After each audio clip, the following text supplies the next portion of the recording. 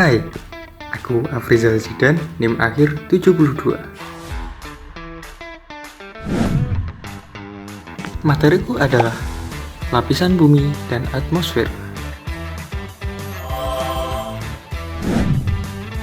Aku bikin ini untuk UAS Kapita Selekta IPA dengan dosen pengampu Ibu Feni Widianti, MPD. Oke, langsung saja.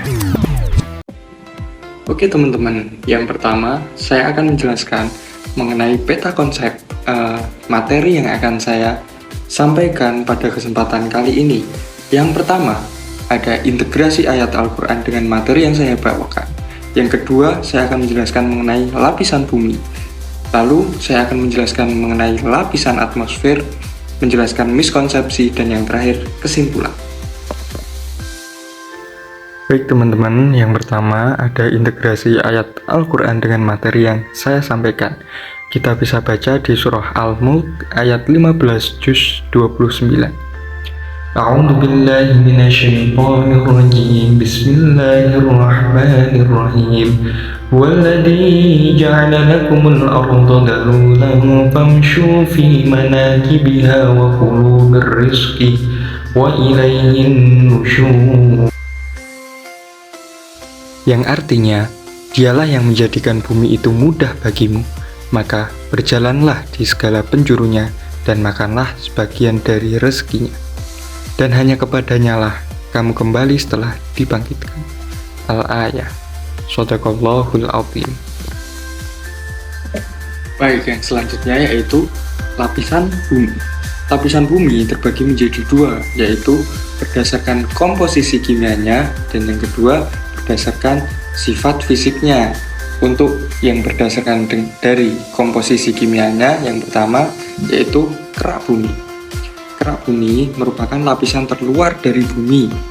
Nah, kerak bumi sendiri merupakan lapisan yang paling tipis dibanding lapisan yang lain. Di kerak bumi sendiri tempat kehidupan makhluk hidup berada. Jadi kita semua ini hidup berada di kerak bumi. Lalu yang selanjutnya yaitu mantel bumi, lapisan di bawah kerak bumi. Mantel bumi itu di kedalaman sekitar 2900 km.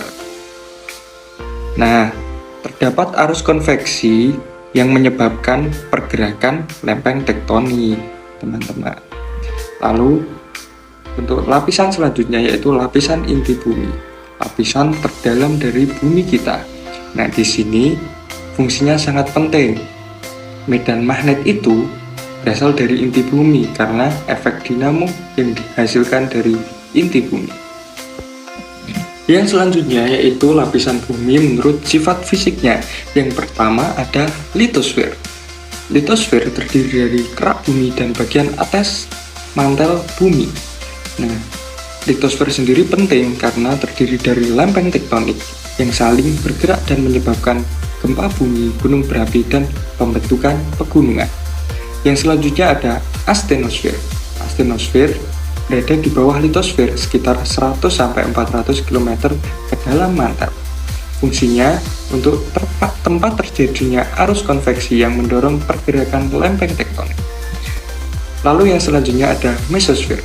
Mesosfer sendiri berada di bawah astenosfer hingga batas inti luar. Nah, mesosfer sendiri itu merupakan lapisan mantel bawah. Sifatnya lebih padat dan kaku karena tekanan tinggi meskipun suhunya juga tinggi. Lalu yang terakhir ada inti luar dan inti dalam bumi. Ini merupakan bagian inti dari bumi kita. Nah, teman-teman semua, lalu saya akan menjelaskan mengenai lapisan atmosfer. Lapisan atmosfer merupakan susunan gas yang menyelimuti bumi dan terbagi menjadi beberapa lapisan berdasarkan perubahan suhu terhadap ketinggian.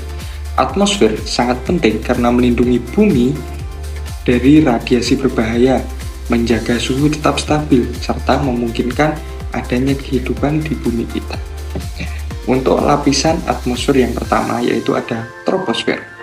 Troposfer itu dari ketinggian 0 sampai 8 km di kutub hingga 18 km di khatulistiwa. Nah, dengan ciri utamanya tempat terjadinya cuaca dan iklim mengandung sekitar 75% massa udara atmosfer. Lalu selanjutnya, lapisan kedua yaitu stratosfer dengan ketinggian 18-50 km. Terdapat lapisan ozon yang menyerap sinar UV berbahaya sehingga kita hidup di bumi ini tetap aman. Lalu ada mesosfer, yaitu lapisan ketiga dengan ketinggian 50-85 km dengan ciri utama tempat terbakarnya meteor saat masuk atmosfer. Jadi ketika ada benda asing yang masuk ke bumi, mereka akan terbakar di lapisan mesosfer. Lalu yang selanjutnya ada termosfer dengan ketinggian 85-600 km. Suhunya meningkat di sana karena mencapai ribuan derajat Celcius karena terjadi penyerapan radiasi matahari besar-besaran di termosfer. Lalu yang terakhir ada eksosfer, lapisan atmosfer terluar dari bumi kita dengan ketinggian 600 sampai 10.000 km, perlahan menyatu dengan ruang angkasa. Nah, di lapisan paling luar dari atmosfer ini, molekul udara sangat jarang, hampir seperti ruang hampa, dihuni oleh satelit-satelit buatan bumi kita. Lalu yang jelas tidak ada batas pasti antara eksosfer dengan ruang angkasa. Baik, yang selanjutnya yaitu mengenai miskonsepsi yang sering terjadi pada materi lapisan bumi dan atmosfer. Miskonsepsi yang pertama, bumi itu berbentuk datar. Enggak ya teman-teman, bumi itu berbentuk bulat. Lalu selanjutnya, bumi terdiri dari 3 lapisan. Jangan salah, memang benar lapisan di bumi kita ada 3, yaitu kerak bumi, mantel bumi, dan inti bumi. Tapi atmosfer juga termasuk dari lapisan bumi. Lalu yang ketiga yaitu gempa bumi sebagai teguran dari Tuhan. Sebagai umat Islam, kita juga percaya itu. Tapi yang sebenarnya terjadi adalah gempa bumi adalah peristiwa alam yang disebabkan oleh fenomena geologis seperti gempa vulkanik, lalu ada bertabrakannya lempeng tektonik. Itu merupakan penyebab dari gempa bumi. Hidrosfer merupakan lapisan air di permukaan bumi. Yang benar, hidrosfer mencakup semua air di bumi. Lalu miskonsepsi yang terakhir adalah tekanan udara meningkat seiring dengan peningkatan ketinggian. Yang benar, tekanan udara sebenarnya menurun seiring dengan peningkatan ketinggian karena jumlah molekul udara di atas berkurang sehingga tekanan yang diberikan juga berkurang. Nah, tadi udah aku sampaikan nih materi secara singkat. Nanti teman-teman bisa buka PPT-nya sendiri. Untuk kesimpulannya, bumi terdiri dari beberapa lapisan baik secara internal maupun eksternal. Secara internal, bumi terbagi menjadi kerak, mantel, dan inti yang masing-masing memiliki peran penting dalam aktivitas geologi dan pembentukan medan magnet. Sementara itu, atmosfer bumi terdiri dari 5 lapisan. Yang pertama ada troposfer, yang kedua ada stratosfer, yang ketiga ada mesosfer, lalu termosfer, dan yang terakhir ada eksosfer yang berfungsi melindungi bumi dari radiasi, menjaga suhu, serta memungkinkan terjadinya cuaca dan kehidupan di bumi kita.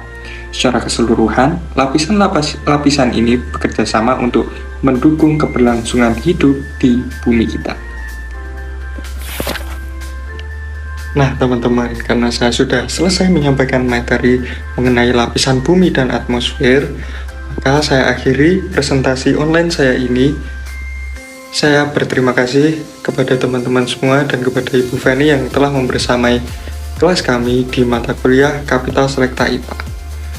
Untuk itu saya cukupkan, saya akhiri. Wassalamualaikum warahmatullahi wabarakatuh. See you.